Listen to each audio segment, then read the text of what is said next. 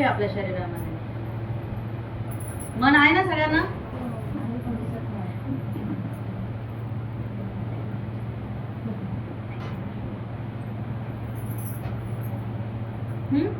सगळ्यांना मन आहे की नाही? आपल्याला मन आहे ना? मग ते मन आपल्या शरीरामध्ये कुठे आहे? हा, बोल ना मोठ्याने. चूक आणि बरोबर असं काही याच्यात नसतं, आपल्याला जे वाटेल ते बोल. इथे आहे. ओके, अजून बोला, सगळ्यांनी बोला. मन सगळ्यांना आहे. हृदयात. ओके, हृदयात, विचारात. Very good. बोला, सगळ्यांनी बोला, कारण प्रत्येकालाच आहे ना. मी विचारलं डोळे पुढे, तर प्रत्येक जण दाखवणार ना इथे डोळे आहेत म्हणून. तसं मन कुठे आहे म्हटल्यानंतर आपलं स्वतःचं काहीतरी मत असतं ना, की माझं मन हृदयात आहे, माझं मन डोक्यामध्ये आहे, कोणामध्ये माझं मन पोटामध्ये आहे, कुठेही असू शकतं. राईट आहे की नाही? तर हे प्रत्येकाची आपापली हे आहे. आणि हे जे मन आहे, मी तुम्हाला लास्ट टाइम पण सांगितलेलं आहे, मंकी माइंड म्हणतो आपण त्याला.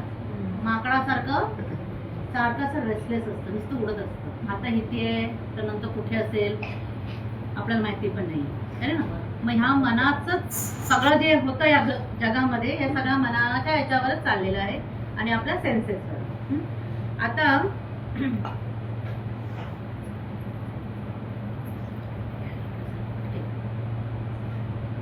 हे एक शुद्ध पाणी आहे, सगळ्यांना दिसतंय, एकदम नितळ आहे. या पाण्यातून जर मी बघितलं का, तुम्ही बघितलं तर मला पलीकडचं दिसू शकतं, कारण की ते एकदम प्युअर आहे, एकदम शुद्ध आहे. बरोबर आहे? त्यात कुठल्याही प्रकारची अशुद्धी नाही, एकदम शुद्ध पाणी.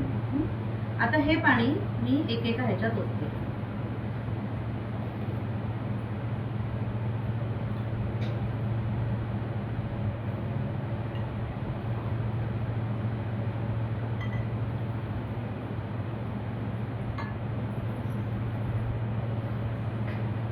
आता मला सांगा, यापैकी कोणत्या भांड्यामध्ये शुद्ध पाणी आहे किंवा अशुद्ध पाणी?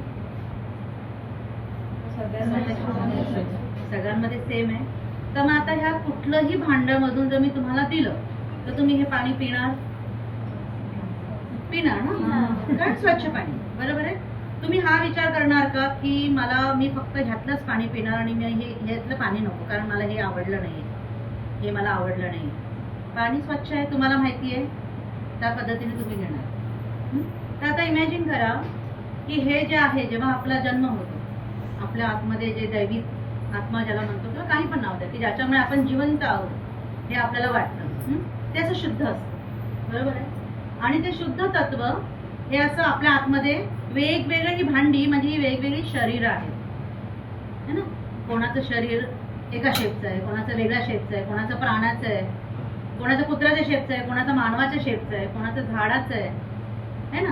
जरी बाहेरचा शेप वेगळा असला तरी त्याच्या आतमध्ये जे आहे ते सेम आहे. कळलं?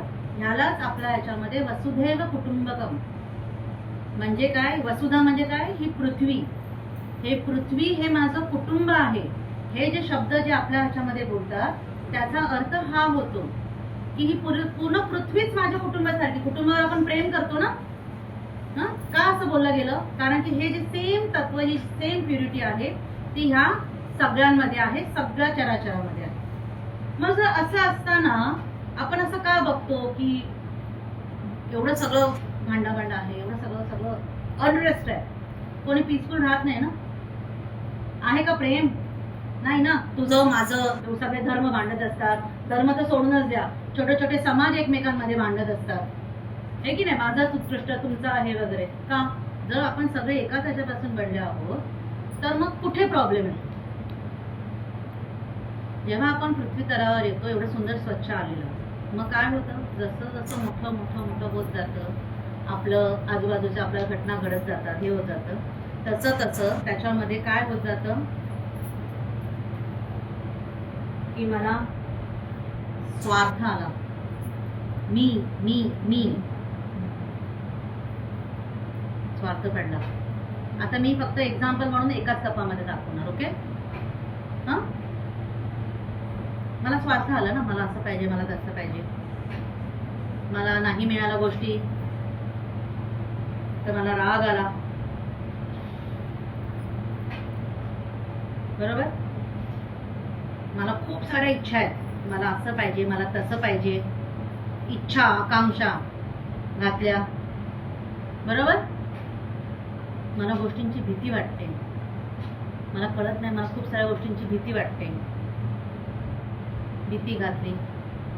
आणि अशा असंख्य गोष्टी असतात ज्याने तुमच्या आतमध्ये तुम्ही घेत राहून राहून आता हे जे शुद्ध पाणी होतं हे काय झालं, आता हे अशुद्ध पाण्यामधून जर मी बघायला लागले तर मला काय दिसतंय, काही दिसत नाही. हे पाणी मी पिऊ शकते नाही. मग आता हे विचार करा, तुमचं मन आपलं असं झालं मनुष्य पाणी, आणि ह्याच्यामुळेच मी जे सत्य आहे, जे शुद्ध पाणी आहे, मी ते पण मला दिसत नाही. हे तर शुद्ध पाणी आहे जे सगळीकडेच आहे, बरोबर आहे. पण माझं मन ह्या सगळ्या गोष्टींमुळे एवढं कलुषित झालंय की मला समोर देव जरी आला तरी मला दिसतच नाहीये. कारण पाणी कोणाचं खराब आहे, माझं खराब आहे. येत आहे लक्षामध्ये. आणि त्याच्याचमुळे आता समजा हे सैन जर सगळ्यांमध्ये गेलं तर विचार करा, सगळीच जण अशी झाली. आता जर सगळीच जण अशी आहे मग कलियुग असणार नाही तर काय असणार आहे, कारण कोणाला काही दिसत नाहीये. सगळ्यांना वाटतं हेच सत्य आहे, सगळ्यांना वाटतं खोटेपणा हे तर सगळीच जण करतात, स्वार्थीपणा सगळीच जण करतात, राग सगळ्यांनाच येतोय, एकमेकांचा तिरस्कार, एकमेकांबद्दल वाईट भावना ठेवणं हे सगळंच करतायत, कारण सगळ्यांचंच पाणी असं झालेलं आहे. येत आहे लक्षामध्ये तुम्हाला. त्यामुळे आपण आपल्या मूळ ह्याच्यापासून, जरी ते इथे आहे, अगदी माझ्या समोर आहे, तरी मला ते दिसतच नाही. मग आता काय करायचं. मग माझं पाणी जर, सगळ्यात पहिली गोष्ट हे ऍक्सेप्ट करणं की माझं पाणी किंवा माझ्या मनावर असले डाग आहेत, जे पण असतील. प्रत्येकाच्या वेगवेगळ्या टाईपचं असतं. कोणामध्ये राग खूप जास्त असतो, कोणामध्ये स्वार्थ खूप जास्त असतो, मग कोणामध्ये भीती खूप जास्त असते. प्रत्येकाचं वेगवेगळं असतं. सगळ्यात पहिलं तर हे असं आहे आणि मला असं ऍक्सेप्ट करणं की ओके, मला खूप जास्त राग येतो किंवा मी असं नाही करायला पाहिजे, हे मान्य करणं. हे जेव्हा तुम्ही मान्य कराल, कारण हे स्वतःसाठीच आहे, तुम्ही काही इतरांना हे करत नाहीये, ते स्वतःचं, स्वतःबद्दलचं इम्प्रूव्ह करणं म्हणतात ना. स्वतःलाच मला स्वच्छ करायचं आहे, माझं घर मला स्वच्छ करायचं. तुमचं घर आहे, आपण घरामध्ये घाण ठेवतो का, नाही ना. रोज सकाळी आपण आंघोळ करतो, ते शरीराची घाण तुम्ही काढताय, कारण रोज बाहेर फिरत असता, धूळ मिट्टी सगळं बसलेलं असतं. तुम्ही शरीर साफ करताय, पण मनावर बसलेलं मन पण साफ व्हायला पाहिजे ना. आणि त्याच्यामुळेच हे सगळं झालेलं आहे, आणि हे तुम्ही घेऊन फिरत असता सगळीकडे. ओके. मग ह्याचे उपाय काय वेगवेगळे. एक तर हे जे स्वच्छ पाणी आहे, की मी माझ्या या ह्याच्यामध्ये मनामध्ये जे कलुषित झालेलं आहे, जे खराब झालेलं आहे, त्याच्यामध्ये मी स्वच्छ पाणी टाकेन. सिंपल उपाय, बरोबर ना. मी टाकत राहील टाकत राहील टाकत राहील, आणि मला ते एवढं टाकावं लागेल की जोपर्यंत हे जे घाण आहे, ही घाण सगळी निघून जाऊन खाली फक्त फक्त आणि फक्त शुद्ध पाणी राहील. म्हणजे मला किती शुद्ध पाणी त्यात टाकावं लागेल. आता शुद्ध पाणी म्हणजे काय, तर चांगले विचार, जे आपण प्रत्येकाला मी सांगत असते ना, चॅन्टिंग करणं, हे जे आपण आता आज मी भगवद्गीतेबद्दल सांगणं, चांगल्या लोकांची संगत करणं, म्हणजे चांगलंपणा जेवढं तुम्ही, कारण हे घाण झालंय ना, घाणीला तुम्ही काढणार कसं, त्यात स्वच्छ करणार है ना. म्हणून हे सगळ्या ज्या गोष्टी आपण जे सांगत असतो ना, ह्या करत राहायच्या. हे त्याच्यामध्ये टाकत राहायचं टाकत राहायचं टाकत राहायचं. आपल्या आयुष्याचा उद्देश तोच असतो. ते किती स्वच्छ होत आहे काय असं तुम्हाला ऑटोमॅटिक होत, असं नाही होणार की एकाच लाईफ मध्ये झालं, नाही. आपलं काम आहे फक्त ते करत राहणं. म्हणून चांगली कृती करणं, किंवा हे जे प्रत्येक ह्याच्यामध्ये जे आपण देतो ना, तुम्हाला सांगतो ना टू डू, की महिनाभर हे करा, ह्याचं मागचं कारणच हे आहे की तुम्ही तुमचं पाणी स्वच्छ करत आहात. आणि एकदा पाणी स्वच्छ करत आलं, आता हे खूपच घाण झालंय कारण खूप सारं घाण असेल, पण तुम्ही असं करत करत करत ते थोडं थोडं म्हणतात ना डायल्यूट होत आलं की तुम्हाला थोडं थोडं दिसतंय पलीकडचं, त्याने तुम्हाला ती ऊर्जा मिळतेय ना, है ना. तर पण ते करणं गरजेचं आहे. तुम्ही जर ते घेऊन बसलात तर ते होणार नाही. म्हणजे मी सांगतेय, ऐकलं, थोडे दिवस केलं नाही तर नाही होणार, तुमचं पाणी कधीच स्वच्छ नाही होणार. कारण ही प्रोसेस आहे, हे सतत सतत कराल. तुम्ही आंघोळला फक्त एकदाच करता का, नाही ना, रोज करता. का करता. जर तुम्ही नाही केली, समजा पुढचे 5 दिवस आंघोळ नाही केली, तुझ्या शरीराला किती दुर्गंधी येईल ना. जरी तुम्ही एसी रूम मध्ये बसता, समजा तुम्ही छान, आधी मी बोलले की नाही मी बाहेर जात नाही, त्यामुळे माझ्या अंगावर काय घाण धूळ मिट्टी बसतच नाही, मी कशाला स्वच्छ घाण करू, पण तरी होईल असं शक्य आहे. तुमच्या शरीराचीच तुम्हाला घाम हे ते आणि वास येणारच, म्हणून आपण स्वच्छ करतो. सेम वे आपलं मन हे आपण स्वच्छ ह्या वेगवेगळ्या प्रकाराने जे सांगत असते मी त्या पद्धतीने करत जायचं आणि हे रेग्युलर करायचं, एकदाच नाही करायचं. हे तुमच्या जसं सकाळ उठून दाग घासता अंघोळ करता तसं ठेवायचं. इथे आय होप मी काय म्हणतात एक्सपेरिमेंट आहे तुम्हाला ते खूप क्लिअर झालंय.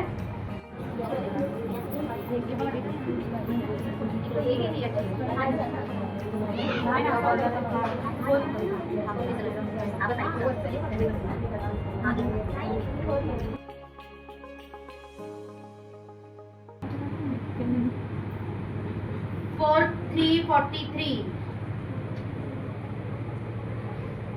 22 22 22 11 11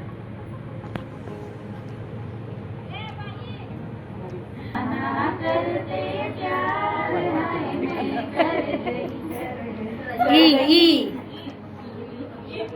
का भूटा बेरी का बे इमली खट्टी मीठे बे इस रंगले हमलों से जल्दी हो गई रे रात को आऊंगा मैं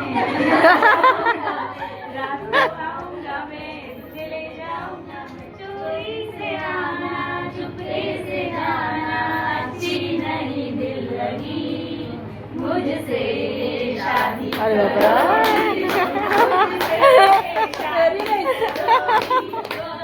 ग